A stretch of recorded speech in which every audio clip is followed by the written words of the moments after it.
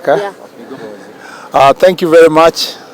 Today we are here at Moi International Sports Center, Kasarani, as part of our work to make sure that we complete the study that are meant to help us prepare for the Africa Cup of Nations in 2027. We are here to look at today Moi International Sports Center, Kasarani, Nyayo Stadium, and also Talanta Stadium in Ngong Road. As you very well know that these are very important pieces of infrastructure that are being upgraded for the two and constructed for Talanta with a view of making Kenya ready to be able to host international events. I know many Kenyans have been very concerned, especially when you talk about our football qualification games for our national team, Harambee Stars, because we had a game in Malawi and now we are going to have another one in Uganda. It's because of exactly what we are trying to do here in Kasarani, Nyayo and Talanta. We have for far too long left our very critical infrastructure without any proper maintenance and upgrading them to international standards. So we have been caught up in this problem because we need to be ready now, and going forward, never again will we as a country have to outsource our qualifiers to other countries. This will be a major investment that will make sure that we are ready at any given time to host any international event. This is a project that is being implemented by the Ministry of Sports together with the Ministry of Defense. Defense, actually, to be very specific, is our chief contractors. They're the ones who are constructing and working with the contractor with our supervision and the supervision of our consultants. And so this is a teamwork between Ministry of Defense and the Ministry of Youth Affairs and Creative Economy and Sports, and the Sports Department for that matter. Sports Kenya is here, which is also the institution established to make sure that they run this study. As you can see, we have the PS Defense here, Honorable Patrick Mariro, and we have the PS Sports Engineer Peter Tum, and together we are working together. My colleague, Soipan Tuya, will be joining us at Nyayo Stadium because she had to attend to a very important meeting of government earlier. And so we are going to meet at Nyayo and then thereafter at Talanta. And along the next week, we are going to meet also as two ministries to look at progress and particularly to look at all the arrangements that have been put in place. Hopefully, and as has been confirmed by the contractor here, we shall be done with Kasarani by 30th of November. That is our target period, because we must host CHAN next year. And having worked together with the Confederation of African Football, we have agreed that by December, beginning of December, they should be able to come and see the readiness of this stadium and the Nyayo Stadium for that matter. Other than that, we are also working on other studies across the country, one of which is Kipchoge Stadium in Eldoret. We want to make sure also that is ready for possibility of any other spillover matches that are going to be held there in 2027, and to be ready for any eventuality to assist in making sure that we can host this tournament successfully. We are looking at other stadia like Ruringu and the one in Meru, that is Kinoru Stadium, and the Kirinyaga, the stadium in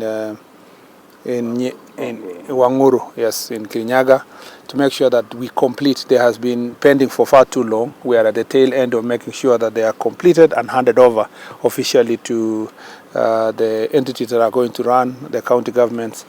We are also working on an intergovernmental agreement that will make sure every stadium that we build is handed over seamlessly to the counties and with a clear maintenance plan. We have also thinking as a ministry how best we can involve private sector. Some of these studies across the country where we are unable to maintain them, it will be better to lease them out to private sector to make sure that they run and pay us rent as Sports Kenya. So these are issues that we are discussing internally for sustainability of such infrastructure. And we want to encourage the private sector to engage us in this very important endeavor, because stadia all over the world. If you go to the entire England, maybe there is only one stadium they're owned by the government, which is Wembley, and a few, one or two others. The rest is usually a private sector owned, and owned by clubs and other institutions. And we really want our private sector in Kenya to invest in this very important space so that it can save government from having to put so much resources to these institutions. Then we can use that money to deliver social services to the people. Asante sana. Bwana Waziri, just a quick one. What are some of the plans that you have in relation to Sports Federation and in relation to the Sports Act? Our Sports Federation, we have agreed that all our federations will be supported by the Ministry and particular Department of Sports to make sure that they are operating, supported with their activities resource-wise. We thank the President for having given the directive that sports money should go to sports activities. And so largely you will be seeing us reviving most of the other sports activities that have for far too long not been in the national calendar. We want to see martial arts. We want to see more of hockey, cricket, swimming, tennis, and all these other sports that perhaps we've neglected for far too long, while strengthening the football, athletics, volleyball, and rugby and others which have been active. How to do so also is to make sure that the governing bodies of these federations are compliant with the Sports Act, and to make sure that they have institutions that have grassroots leadership and democratically elected, and with clarity of term limits and periodic elections, just the way it is important for also in our governance as a country. And I am having conversation with all these federations. As you know, FKF is having a meeting this weekend to make sure that they work on the electoral code of conduct and plan for the elections. And I'm very happy that FKF has heed to our call to make sure that this is done. The rest of the federations I will be announcing. I do not want to preempt. I will announce to you the plans we'll have with them. We will not use force or thorax or intimidation. We'll just be consultative but firm. We'll make sure that we consult with everybody.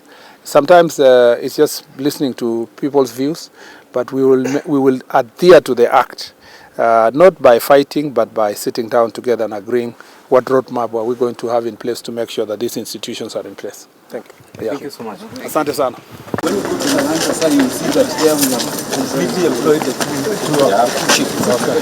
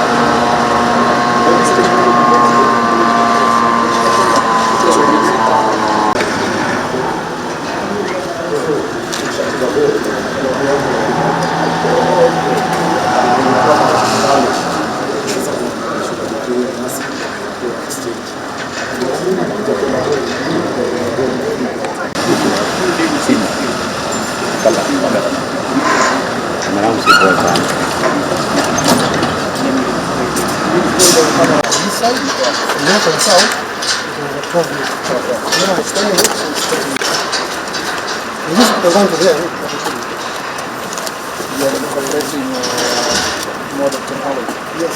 In fact, the roofing is GTF, very lightweight, self-cleansing, recoverable, environmental friendly. It's the kind of finish used.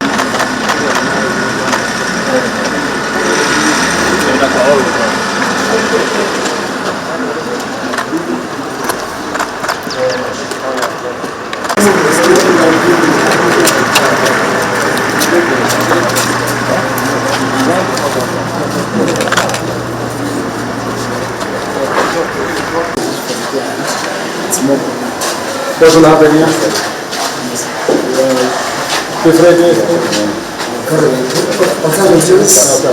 Okay.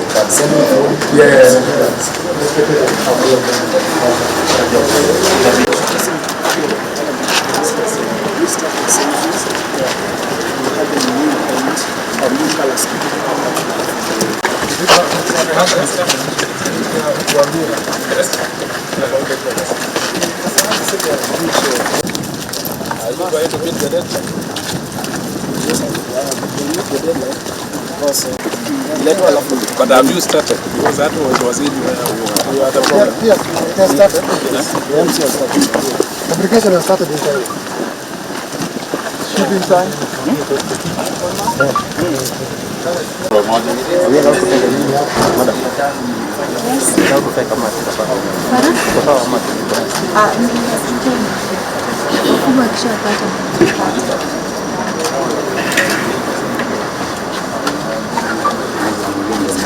One of those that's one of them. And also from the therapy rooms, we have two of them. And also the physiotherapy. Yes. Okay. This is This is okay. So elementary for all of them.